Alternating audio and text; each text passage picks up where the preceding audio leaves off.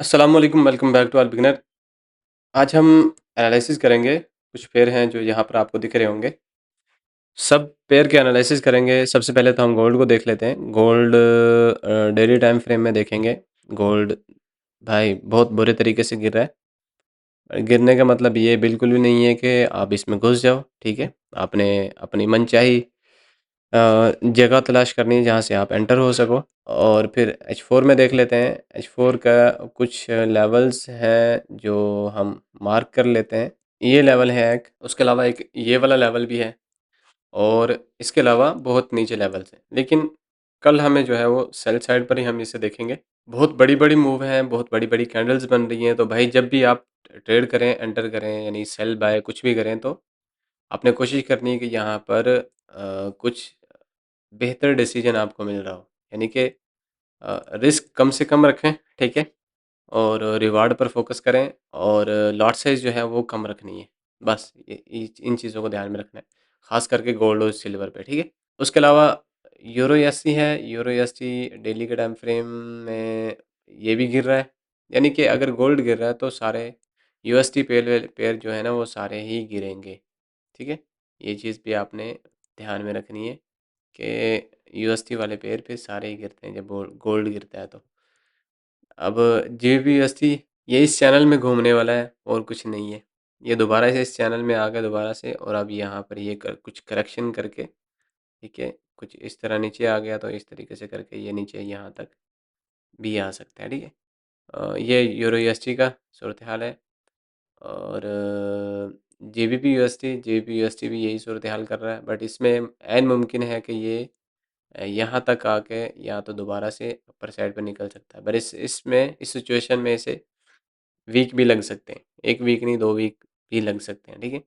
क्योंकि ये डेली की कैंडल है, डेली की कैंडल में हमने ध्यान में रखना है, यानी कि इतना ज़्यादा पॉसिबिलिटीज़ नहीं होती, डेली थोड़ा टाइम ज़्यादा लेता है।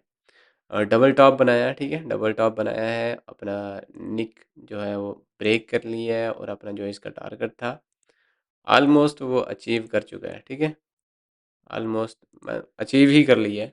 तो अब हम यहाँ से इसमें देख सकते हैं कि कहीं हमें अपर साइड पर कुछ दिखाता है, अपर साइड पे हमें कुछ अपॉर्चुनिटी देता है, तब हम इसमें फिर एंट्री मार सकते हैं। इसके अलावा हमारे पास कोई अभी ऑप्शन नहीं है। जेपीवाई ब्रेक किया है इसने अपने स्ट्रक्चर को, ठीक है?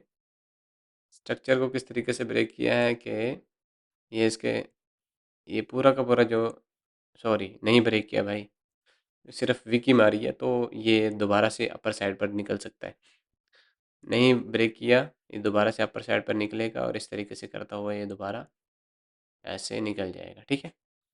और इसको भी ध्यान में रखना है। यूएसडी जेपीवाई खतरनाक किस्म की सूरत हाल। हाँ देखो ना यार, इसका हमने पहले भी कहा था कि ये वाला लेवल है ना, ये वाला लेवल यहाँ से पॉसिबल है कि यहाँ से दोबारा से गिर जाए। तो गिरा है और डेली में गिरा है, बहुत बुरा गिरा है भाई। डेली में गिरा है, गिरने के बाद इसने अपनी नेक भी तोड़ दी है, नीचे वाली जो नेक लाइन थी, तोड़ने के बाद अब ये जो है मज़ीद नीचे जाने की कोशिश करेगा। बट मैं कहूँगा कि आप कोशिश करना कि ये अ, फिबोनाची यूज़ कर लेना है इसमें। कम से कम भी नहीं, ये इस वाले लेवल तक आए, इस वाले लेवल तक आए फिर इसमें से आप सेल करें, इसके अलावा नहीं करें, ठीक है? क्योंकि एक तो डेली का टाइम फ्रेम है और दूसरा नंबर पर ये बहुत गंदा गिरा है और इसको थोड़ी करेक्शन चाहिए, सही है? जब एकदम से कोई बड़ी मूव आ जाती है ना तो आपने फ़ौरन उसमें नहीं एंटर होना होता। आप कोशिश करें कि उसमें एंटर होने से पहले थोड़ा टाइम लगाएं, सही है? टाइम इस तरीके से लगाएं कि उसे टाइम दें कि वो करेक्शन कर ले। मार्केट ने पहले दौड़ लगाई अच्छी खासी प्राइस ने, तो अब थोड़ा हम कहेंगे कि थोड़ा रिट्रेसमेंट कर ले इस तरीके से, ठीक है? रिट्रेसमेंट करता हुआ इस तरीके से आ जाए और ये मुख्तलिफ सूरत हाल बनाता है रिट्रेसमेंट करने के लिए। तो रिट्रेसमेंट कर ले, रिट्रेसमेंट करने के बाद फिर दोबारा से ये हमें मूव दे सकता है। बकाया बिना रिट्रेसमेंट के मूव का फिर मज़ेदारी नहीं रहती। मज़ेदारी इस तरीके से नहीं रहती कि वहाँ पर चांस जो है ना वो मूव अगर मिले भी तो बहुत छोटा मिलता है और पहली बात तो मिलता ही नहीं है, अगर मिलता है तो बहुत छोटा मिलता है। तो अच्छा मूव नहीं देती, ठीक है? मार्केट अच्छा मूव नहीं देती अ, एक मूव देने के बाद, जब तक करेक्शन ना कर ले। तो यहाँ पर देखो मार्केट ने यहाँ पर प्राइस ने करेक्शन किया था, देखो कितना ज़्यादा करेक्शन किया था, ठीक है? करेक्शन किया था, करेक्शन करने के बाद डंप डंप कर गई। करेक्शन करता रहा है, फिर यहाँ से फिर दोबारा से इसने एक मूव दिया है, फिर करेक्शन करता रहा है, फिर मूव, यहाँ तक करेक्शन की है इसने, ठीक है? फिर मूव दी है। अब कभी-कभी ऐसा भी होता है, एक मूव दी है उसके साथ ही दूसरी मूव भी दे देता है, तो ये सही साइन नहीं होता। आप कोशिश करें कि जब एक बार मूव दे दे, फिर उसके बाद करेक्शन करें, फिर जब मूव आ रही है फिर उसको पकड़ें। वो आपको अच्छा प्रॉफ़िट देता है और लॉन्ग टर्म ये चीज़ चलती है, ठीक है? और सपोर्ट रेजिस्टेंस का ध्यान रखें, सब चीज़ें वही हैं, बस थोड़े बहुत टेक्नीक्स बदल जाती हैं, नाम बदल जाते हैं चीज़ों के, और बकाया कुछ नहीं है। बकाया जो भी अपडेट होंगी छोटे टाइम फ्रेम के हिसाब से व्हाट्सएप चैनल पर आ जाएँगी या यहीं पर भी आ जाएँगी, ठीक है?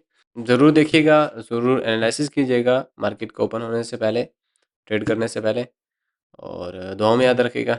ओके, अल्लाह हाफ़िज़।